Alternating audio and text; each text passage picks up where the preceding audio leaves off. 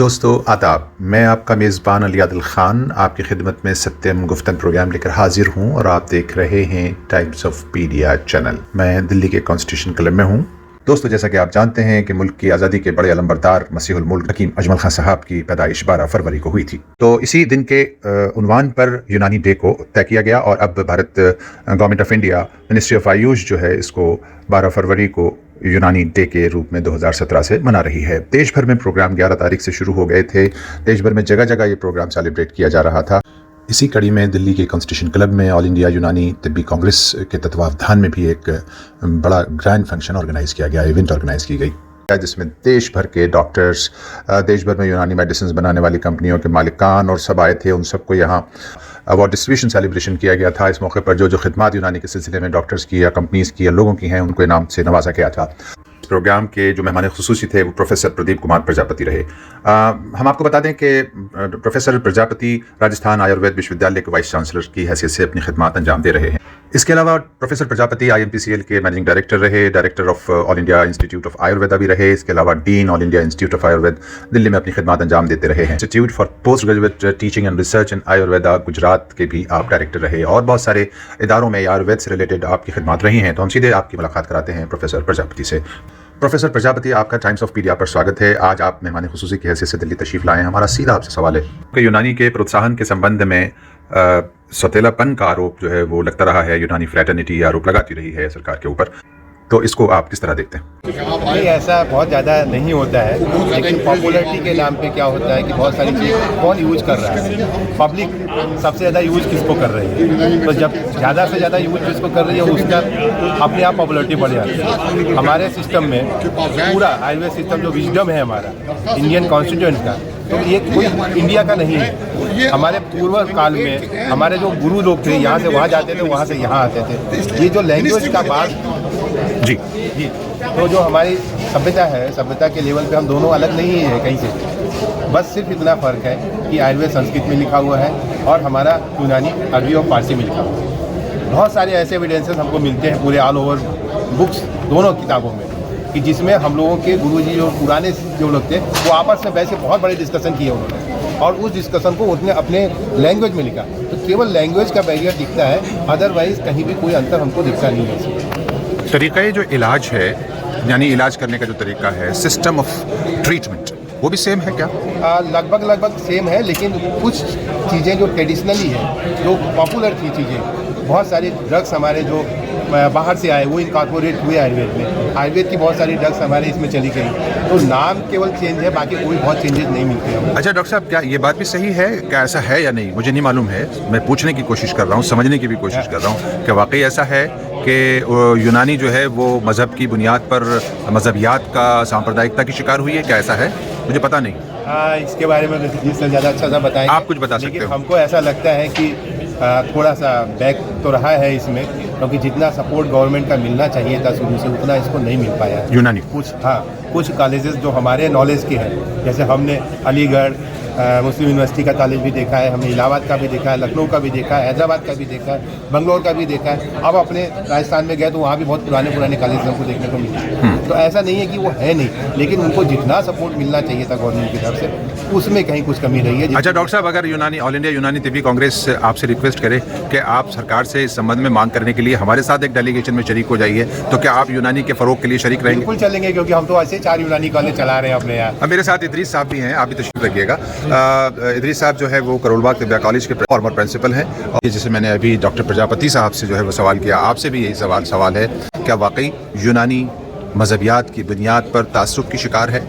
नहीं, देखिए सर, इसके पीछे हमें एक हिस्ट्री है और आप इसको मजहबी वो तासुब की शक्ल ना इसको दीजिए, बल्कि ये कहिए इसमें सबसे बड़ी वजह जो थी वो पार्टीशन था 47 का। तो जितने हिंदुस्तान के अच्छे अतीबा थे, पश्चिम करोलबाग, लखनऊ, ये सारे लोग माइग्रेट करके चले गए। तो ये कमी आज भी पूरी नहीं हुई। मरीज़ तो है ना? नहीं, मरीज़ बिल्कुल है, तो वहाँ पे अब कॉलेज भी चल रहे हैं जो कॉलेज रह गए।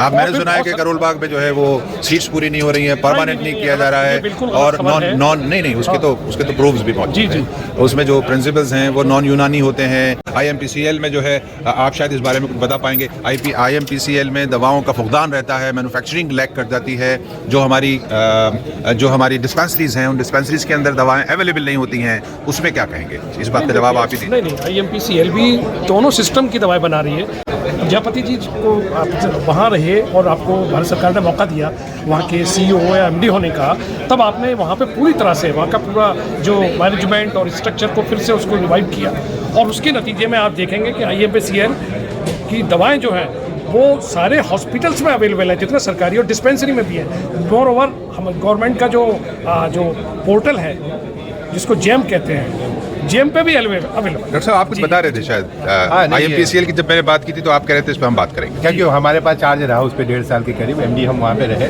और हमने देखा जो स्टेट की डिमांड है वो डिमांड हमारी यूनानी की कम है। हमको बहुत मेहनत करनी पड़ती थी डिमांड लेने के लिए, इस वजह से प्रॉब्लम होती है वहाँ। Oh yes. और दोनों में डिफरेंस है, 20% यूनानी और 80% आयुर्वेद को डील करती है। जब डिमांड ही नहीं होगी तो हम बनाएंगे कहाँ?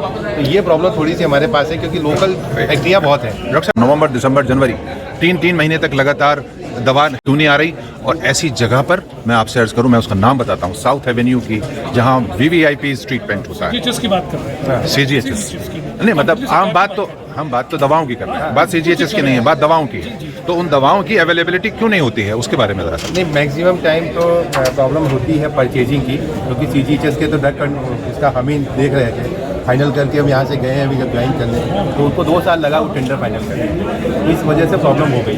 अभी शायद वो पोजीशन नहीं होगी, क्योंकि अभी टेंडर फाइनल हो चुका है, दवाइयाँ आने लगी हैं, ऑर्डर भी मिलने लगे। वो थोड़ी सी प्रॉब्लम हुई क्योंकि कंपनियाँ आपस में लड़ रही थी, प्राइवेट कंपनियाँ भी इसमें टेंडर में पार्टिसिपेट करके क्वालिटी स्कूल को लेके बहुत सारी प्रॉब्लम्स हुई थी। 2 बार टेंडर कैंसिल हुआ है उसका, 2 बार कोर्ट से कैंसिल हुआ है, इसलिए थोड़ी प्रॉब्लम हुई, अदरवाइज हमें लगा अभी आप समझते हैं आपूर्ति अभी हो जाएगी, अभी कोई प्रॉब्लम। डॉक्टर साहब, डॉक्टर सैयद अहमद खान साहब जो ऑल इंडिया यूनानी तिब्बी कांग्रेस के रूहे रवा हैं, वो प्रेसिडेंट नहीं है लेकिन रूहे रवा हैं, यानी रूह हैं, तो इनकी वजह से AIUC चलती है और रब इनकी मदद करता है क्योंकि ये सीधा दिल से चलाते हैं। डॉक्टर साहब, मैं अर्ज कर रहा था कि यूनानी तिब्बी कांग्रेस बड़े एफर्ट्स करती रही है यूनानी के लिए। मैं अभी डॉक्टर प्रजापति साहब से ये बात पूछ रहा था कि क्या वाकई यूनानी मेडिसिन्स और यूनानी पद्धति तासुब की शिकार हुई है या नहीं? मेरा ख्याल से है कि राजस्थान लेवल से फिलहाल हम नहीं कह सकते, शुरू में हुई थी कुछ, लेकिन उसमें हमारे एक लेट गिरधारीलाल भार्गव जो सदाबहार MP रहे हैं, कभी हारे ही नहीं इलेक्शन, वो हमारे मुकदमा लड़ते रहे, कह लीजिए पार्लियामेंट में बात भाई यूनानी का जो देश को स्वस्थ बनाने में अपना योगदान पूरा देती है आयुर्वेद के साथ। तो इस पद्धतियाँ, जैसा मुश्ताक साहब ने बताया अपने अध्यक्षीय भाषण में, कि कोई भी पद्धति जो है वो किसी वर्ग विशेष, किसी धर्म की नहीं होती, वो जनता की होती है। तो उसी को ध्यान में रखते हुए जनहित में जो है काम करना चाहिए। और सरकार में कुछ ब्यूरोक्रेट्स होंगे चंद, उनकी अलग बातें हैं, उनकी अपनी सोच है, हर जगह होते हैं लोग। आप AIUC के सेक्रेटरी जनरल की हैसियत से मुत्तफिक हैं और मुतमईन हैं इस वक्त गवर्नमेंट ऑफ इंडिया की पॉलिसीज से? नहीं, NCISM जो नया कमीशन बना CCIM की जगह पर, उसमें यूनानी पैथी की जो भरपूर नुमाइंदगी का तकाजा था वो बिल्कुल नहीं हुआ। तो चाहिए था जो सोया रिक्पा है, सिद्धा है, रीजनल पैथीज हैं एक कोने में लगी हुई, तो यूनानी पूरे भारतवर्ष में लोकप्रिय भी है और पब्लिक की डिमांड भी है और पूरे भारतवर्ष में फैली हुई है, इसलिए उसको NCISM में जो है पूरा मकाम मिलना चाहिए, वरना फिर होम्योपैथी की तरह से उसका नया कमीशन बनना चाहिए। प्रोफेसर मुश्ताक ने कहा कि उर्दू को उन तमाम इदारों में कंपलसरी कर देना चाहिए ज़बान की हैसियत से जहाँ यूनानी पढ़ाई जाती है। क्या ऐसा अभी तक नहीं था? नहीं था, पहले था, अभी भी है।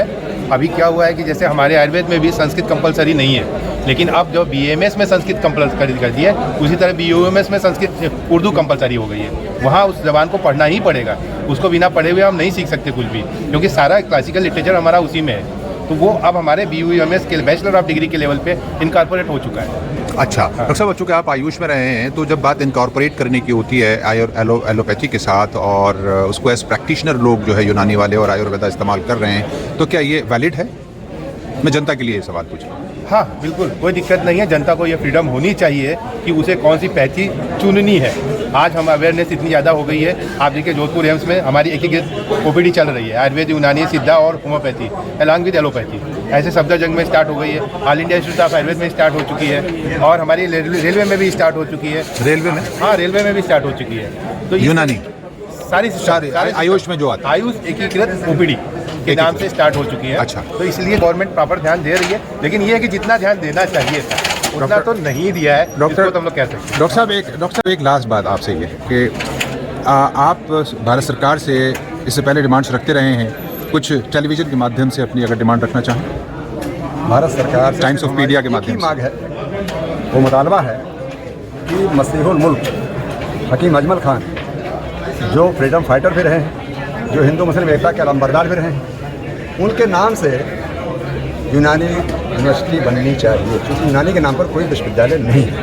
ओके, यूनानी यूनिवर्सिटी बननी चाहिए, ये और आपकी उसके डिमांड लिए है। खास बात और बताऊं, जो उन्होंने भारत में सबसे पहली बार आयुर्वेद यूनानी शिक्षा का एक केंद्र बनाया था, एक छत के नीचे दोनों पद्धतियों के लिए, तो उसमें जो है इतनी जगह है, 25 एकड़ ज़्यादा अभी जगह है हमारे पास। तो सरकार को कुछ खाली एक लाइन जो है ऑर्डर जारी करना है ताकि सारी सुविधाएं मौजूद हैं। डॉक्टर साहब, आयुर्वेदा में कोई कंप्लेन, आपको किसी तरह की कोई डिमांड भारत सरकार से करनी हो? नहीं, हमारा तो सब सक्षम है। लगभग काफ़ी कुछ हो रहा है, क्योंकि जितना हम सोच रहे हैं तो ज़्यादा हो रहा है अभी। अच्छा, Ayurveda, thank you very much आप हजरात का बहुत बहुत शुक्रिया। बहुत सारे